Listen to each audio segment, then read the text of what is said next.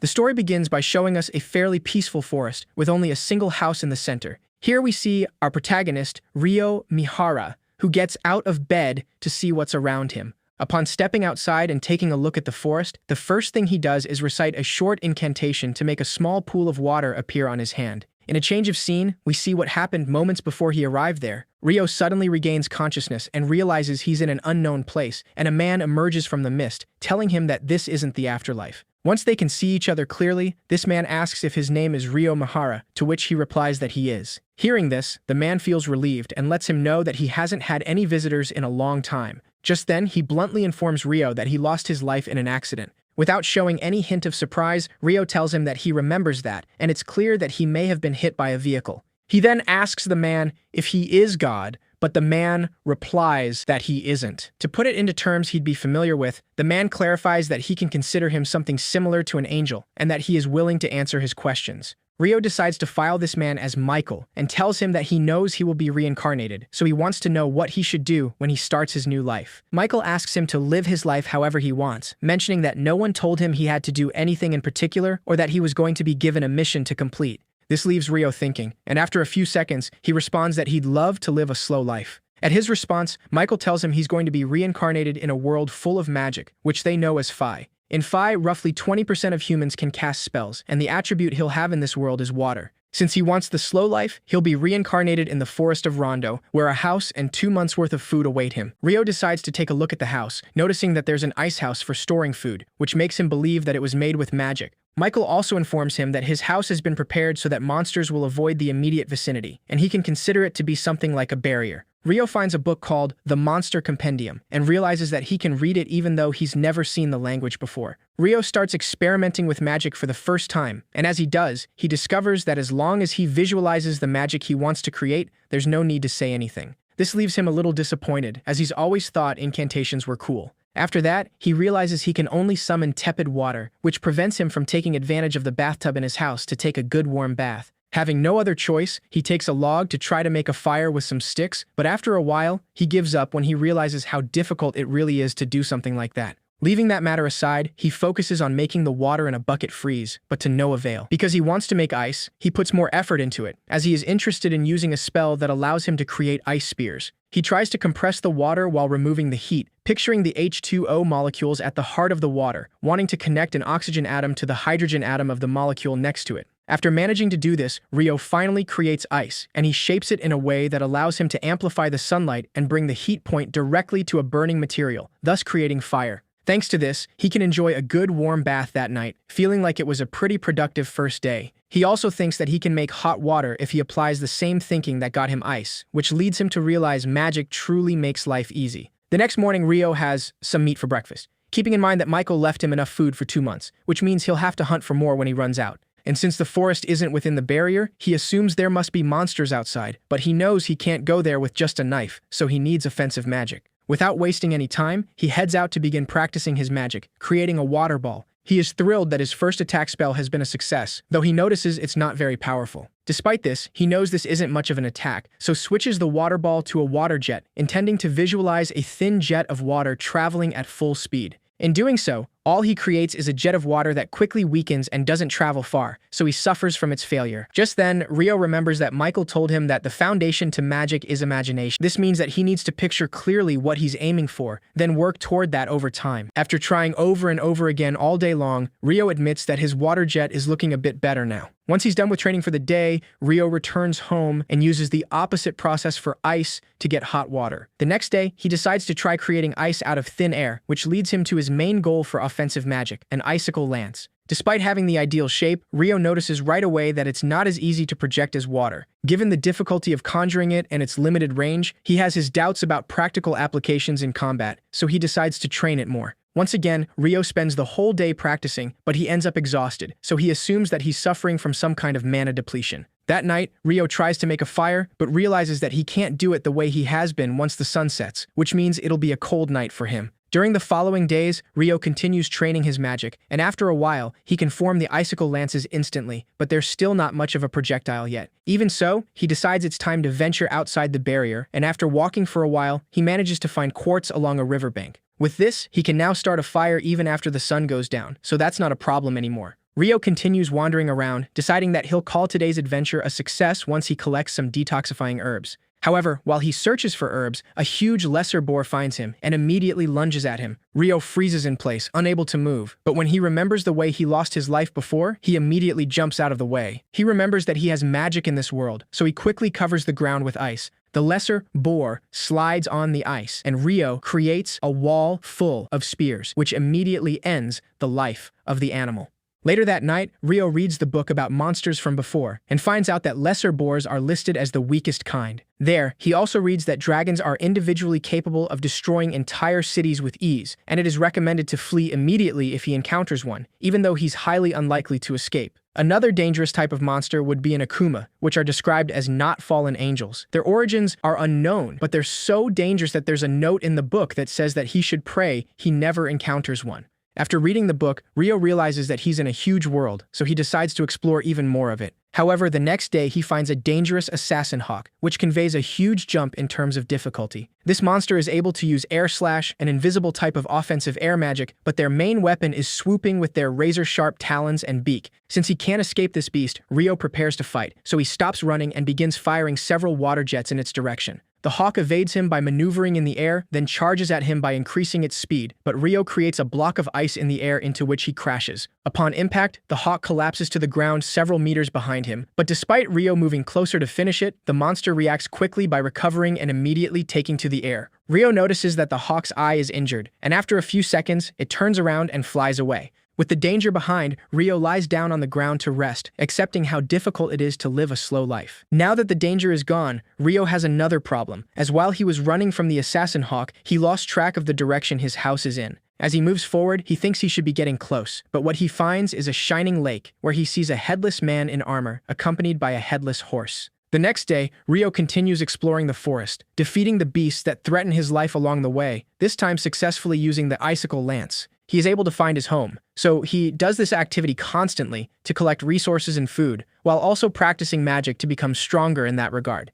Time passes by, and one day, Rio manages to create an abrasive jet, which allows him to slice a huge rock in half. If he uses magic to enhance the hardness of ice, it can act as a replacement for garnet blasting abrasive. One night, Rio finally meets the headless man in armor again, and he knows the beginner edition of the Monster Compendium didn't mention a Dullahan. That makes him believe it probably isn't considered a monster, or that maybe it is too advanced for the beginner's edition. Either way, after all the training he's done, Rio decides to fight the Dullahan, wielding an ice sword and using ice itself as a shield. After slashing swords for a while, Rio falls to the ground, completely defeated, so he realizes he can't stand a chance just yet. There's a reason he comes to this lake every night, and it's because it feels like the Dullahan is telling him he'll whip him into shape. After the battle, the Dullahan creates a water sword and turns it into sharp ice, silently asking Rio to master it. Rio accepts the sword, and after a few days, he once again finds the assassin hawk, but it's a lot darker than before, which makes him think it evolved. Without wasting any time, Rio dodges all the attacks from the assassin hawk, using offensive magic to attack. Despite all his efforts, the monster also dodges his attacks and destroys his icicle lances by using some kind of magic negation.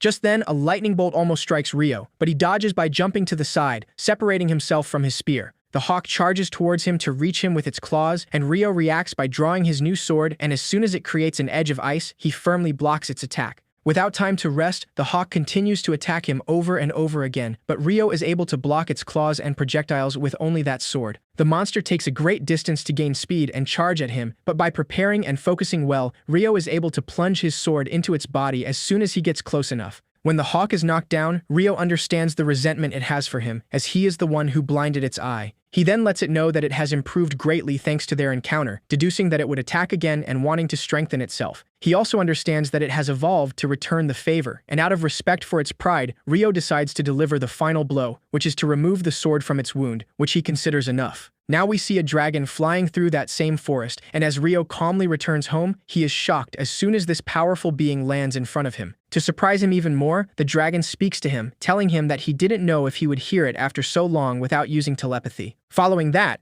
he asks him if he has seen a bird that evolved from an assassin hawk. Rio reluctantly replies that he has and apologizes if it was one of his minions, as he already killed it. Unlike what he expected, the dragon only congratulates him on that achievement and points out that the thing on his waist is quite unusual. Rio realizes that he is talking about the sword the Dullahan gave him, so he holds it up for him to see. Seeing this, the dragon recognizes it as the sword of the Fairy King and mentions that if he gave that to him, then he must have done something to earn his favor. Rio isn't so sure about that, but decides to ask him a few questions now that he has the opportunity. After spending the day answering Rio's several questions, the dragon informs him that he's being called on, so he now has to leave. Rio thanks him for answering all his questions, but before he leaves, he asks him to tell him his name. The dragon then introduces himself as Lewin, and finally leaves the place. In another scene, we once again see Michael, who realizes that Rio has a hidden trait, which is rare. No one's had one of those since that girl he sent to another world over 10,000 years ago. And in Rio's case, his hidden trait is eternal youth. On another day, Rio goes to the shore for the first time in a while, since he was craving salt-grilled seafood. However,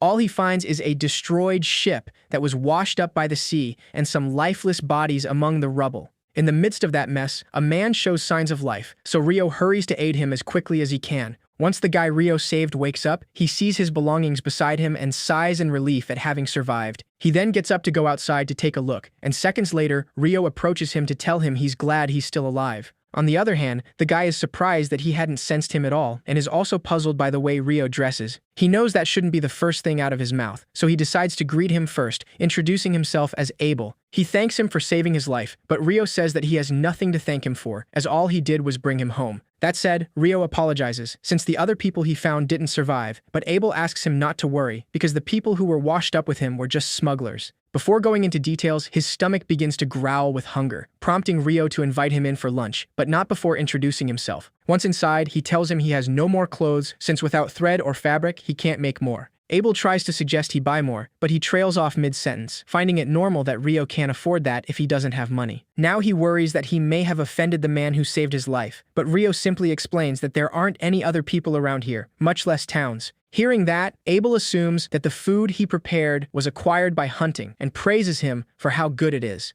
He sees a knife on the table and asks him if he used it to hunt, but Rio tells him that the knife is more for self-defense or cleaning what he catches. There, he decides to show him the way he creates water, and explains that he's a water magician. Abel is pretty impressed by this, and mentions that even in the central provinces, only about half of the people can use it. Rio is a little confused by this information, since Michael told him that only 20% of the people could use it. Leaving that aside, Abel says that there's something he'd like to confirm, so he asks him to show him to the coast. Once they're on the way, Abel asks him if he doesn't need a staff, since he's a magician, but Rio tells him he doesn't have anything like that. There, Abel worries that he offended him again, thinking that it's just to be expected that Rio had lost his staff living in this kind of poverty. While they walk, Abel asks Rio to allow him to take the front line if they run into trouble, wanting him to stay behind him. Rio seems reluctant to accept, but Abel insists, saying that he'll tarnish his reputation if he's always the one being saved. This finally convinces Rio, and after a few minutes, they finally get to the shore again, but find that all the bodies from before are gone. That means either they were eaten or washed out to sea, which also means that Abel would likely have met the same fate if Rio hadn't saved him. Abel recognizes that he was lucky, and he asks Rio to stop being so polite and drop the honorifics, since his friends usually only call him by his name. Rio hesitates for a second, since Abel is clearly older than him, and he just wanted to be polite, but since he's the one asking, he accepts to call him by his name. After a few minutes, Abel walks away from the remains of the ship, saying that he couldn't find what he was looking for. Rio asks him what he'll do now, and Abel says that he should try to rendezvous with his friend. The town of Loon would be a good start, but he thinks he's been swept pretty far south. Rio mentions he's not sure where this Loon place is, but he thinks getting there would mean quite a trek northward. Having this in mind, Abel asks him if he'd go with him, clarifying that it'd be like a job. He could really use his help, since he honestly has no idea where he is or the faintest clue how to reach Loon. After thinking it over, Rio accepts, saying that he'll need to prepare, so it'd be best to leave the day after. The two of them return home after that arrangement, and Rio thinks about all he will leave behind, knowing that he was really set up so nicely for the slow life he wanted. That night, Rio lets Abel know that he'll go out for a bit to say goodbye, since he wants to inform someone that he'll be away for a while. Abel is left a little confused, since Rio said before that no one lived around here, but he supposes that he could be paying his respects to a loved one. There's no guarantee he's always been alone, and it's not his business to pry into. After a while, Rio finally gets to the lake to meet the Fairy King again, letting him know that he'll be away from the forest of Rondo for a while. He lets him know how grateful he is for all he's done, as it's thanks to him that he's been able to survive. Knowing that today will be their last spar, Rio tells him that he's going to fight harder than he usually does. After relentlessly fighting with his sword, Rio thanks him once again. But before leaving, the Fairy King decides to give him one last gift before his journey. This gift is a high-quality magician garment for Rio, who accepts it gladly and thanks him again, saying that he'll wear it with pride. The next day, Rio puts on his new outfit to finally begin his journey with Abel, but before that, he looks back at his house as if he were also saying goodbye to his home. After advancing a little, the two eventually encounter a basic-level monster, the same one Rio faced when he began exploring. Abel warns him that he'll take care of it, and when the monster charges at him, he draws his sword to use the combat skill, Total Impalement. This allows him to completely pierce the monster with a single thrust, creating a hole at the point where it hits. Much to Rio's surprise, Abel explains that these are techniques used by swordsmen and other people who carry weapons. As night falls, the two build a campfire to rest, and as they continue on their way, they eventually come across an area of lizard folk. Abel tells him that they are very tough rivals in the marsh and that it is best to take a detour to avoid facing them. Despite doing this, Rio can sense the lizard folk are following them, and he warns Abel that there are lots of them too, so he'll use his magic to fight. Abel gets a little confused, but before he can ask him how he's planning to use his magic without a staff, Rio uses his Icicle Lance spell, easily defeating the lizard folk. Abel helps him fight the monsters, and after the area is clear, he asks him what that spell he just used is. Rio doesn't understand his confusion, and he explains that he simply used Icicle Lance, a normal water spell. Abel clarifies that his confusion lies in the fact that he made 4 lances appear at once. After all, with spells, a single invocation yields a single casting.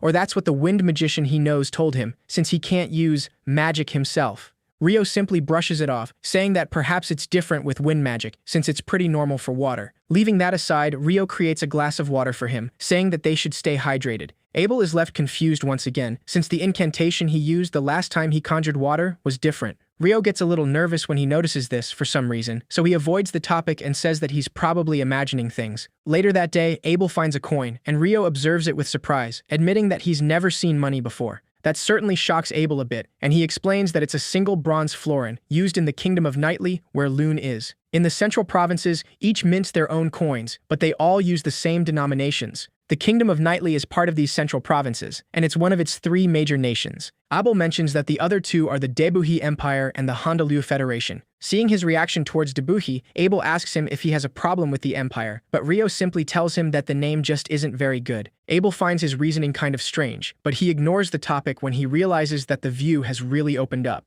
Thanks to his reflexes, he manages to block the attack of a stone, and Rio quickly creates an ice wall to block the others. The 2 of them are quickly surrounded, and Abel warns Rio that they've stumbled into a rock golem nest. Rio is a little surprised, since he always thought they were more humanoid, with arms and legs. Abel tells him that he'll try taking one of the closer ones, so he asks him to stay where he is. He immediately starts running, while using his combat skill, Total Impalement, to pierce through one of the rocks. However, the rock golem quickly regenerates and tries to attack, so Abel steps back, knowing that it's useless to fight them. Despite this, Rio says that there's an attack he'd like to try, and just then, he creates a 10-layer ice wall and lets it fall right onto 2 of the rock golems, completely crushing them. Seeing how easy it was, Rio mentions that kinetic weapons sure are scary, but Abel is even more baffled, asking him what that was. After using the same spell to get rid of the remaining golems, Abel notices that the last one isn't moving anymore. Rio mentions that maybe they absorb energy from the ground, and now that it's knocked over, it can't keep moving. Abel also notices that the rock golem has a magic stone, a big one, and of a surprisingly vivid color.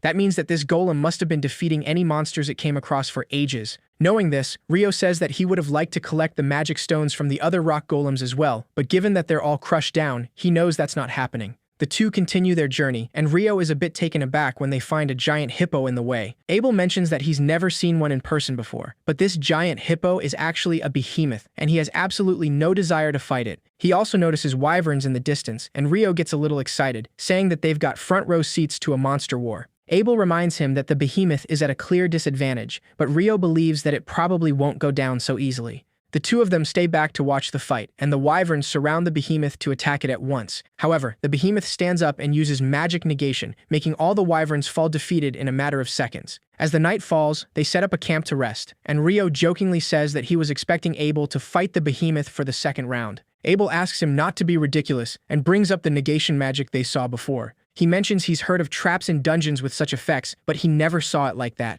Rio's face lights up when he hears the word dungeon, making it very clear that he's interested in them. Abel then tells him that the only dungeon in the central provinces lies in the town they're headed to, Lune. Rio is a little offended that Abel kept that information from him, so he asks him if there's anything else he forgot to tell him. Abel decides to tell him about elves and dwarves, mentioning that dwarves are skilled smiths and they're good in a fight. As for elves, he's pretty sure Lune only has one, since most build settlements in the woods that they don't stray from. All of this is just as Rio pictured it to be, though Abel doesn't know what he's basing this on. The next day, the two continue their journey, and Rio mentions that once they're through these mountains, they should be approaching human territory. Abel asks him where he's getting that information from, and Rio remembers the conversation he had with Lewin. The dragon told him that this land is surrounded by sea to the east, west, and south, and to the north is a mountain range separating it from the next continent. Knowing this information came from a dragon, Rio tells Abel that it's better not to know and decides to call it a source of knowledge beyond human ken. Abel doesn't question it anymore, and after a while, two of them encounter face-to-face with a flying beast that makes Abel tremble in fear. Without wasting any second, Rio throws a piece of meat in the air, and Abel immediately does the same. The beast captures the meat and leaves satisfied, so Rio sighs in relief, saying that he's glad they survived that. Abel tells him that humans weren't made to fight such beasts, and there haven't been reports of anyone running into behemoths or griffins for centuries, so there must be something wrong with this place. Rio feels a little offended at this, but after a while, they find wyverns feeding off of something in the mountains. Abel refuses to fight, because when hunting wyverns, it usually takes 20 experienced adventurers to handle them, and even then, there are still casualties. Rio asks him if it would be easier to fight them if they were pinned to the ground, and Abel admits that it'd be easier to reach them with his sword at least. With this confirmed, Rio impales the wyverns with his icicle lances, and Abel rushes to use his combat skill to finish them. When other wyverns approach them, Rio easily takes them down with his icicle lances, so Abel takes care of them and collects the magic stones after defeating them. This strategy allows them to go through the mountains full of wyverns without any casualties, and after a while, they find a vast open field that makes them smile.